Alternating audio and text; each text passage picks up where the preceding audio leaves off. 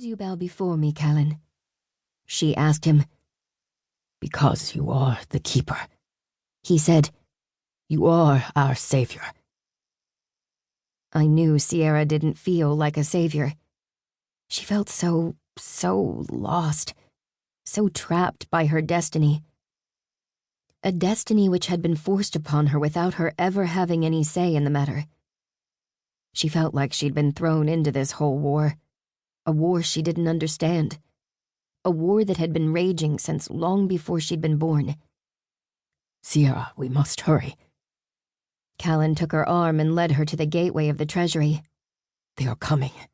You need to don the armor and wield the weapons of heaven and hell. You need to save us all. The weapons of heaven and hell. I had encountered them before, worn them before.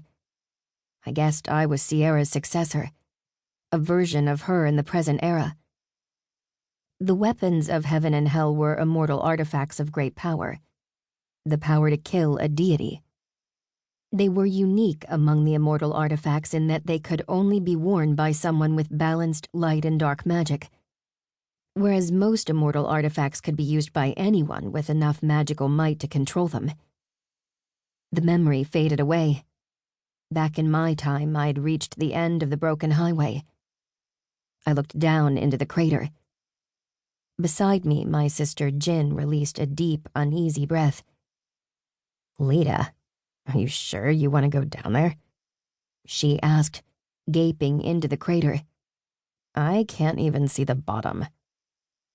My sister Tessa giggled. What's the matter, Jen? Where's your sense of adventure? I left it back in my bed, where I wish I had remained, instead of setting out on Leda's crazy quest, said Jin. Jin's words didn't fool me. She might have been a little scared right now, but she was even more excited. She was an avid reader of adventure books, and had always dreamed of being part of a great adventure of her own. You love it and you know it, Tessa told Jin. She wasn't fooled either. Jin and Tessa weren't my sisters by blood, but they were my sisters in all the ways it truly mattered. We had grown up together under the guidance of our amazing foster mother, Callie.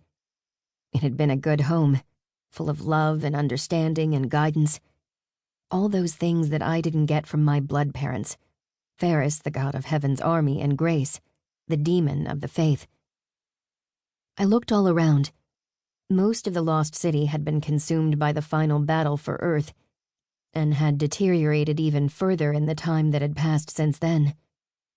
The streets had split open and the buildings were slowly crumbling to pieces.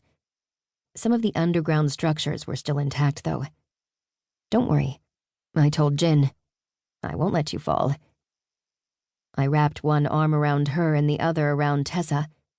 Then I spread my angel wings, beating them gently as I slowly lowered us into the crater, all the way down to the ground. Angel, my feline companion, hopped in after us.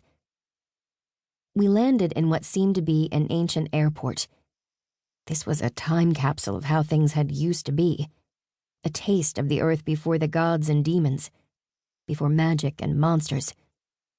This way, I told my sisters, my white cat Angel strutting by my side. We walked down the long airport corridor.